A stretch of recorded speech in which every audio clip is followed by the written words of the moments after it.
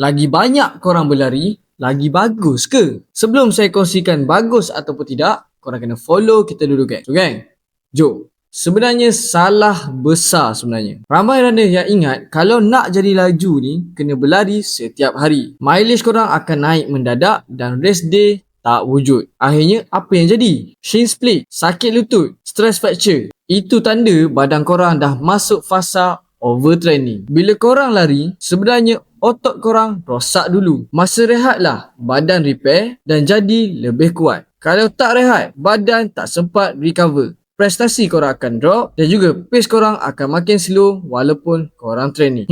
Ironi kan? Jadi solution dia, ikut 10% rule. Naik mileage sikit sahaja setiap minggu. Ada 1 sehingga 2 rest day. Jangan buat semua run jadi temporan. Akhir sekali, cukup tidur dan juga makan. Ingat, lebih banyak korang berlari tak semestinya baik. Training yang bijak adalah lebih baik daripada training yang keras. Jadi ada kat sini yang sebelum ni yang berlari tak ingat dunia. Cuba komen kat bawah. Jadi yang mana-mana berminat untuk dapatkan kasut-kasut yang berada di SFT Sport ni, korang boleh datang secara walk-in ataupun beli secara online.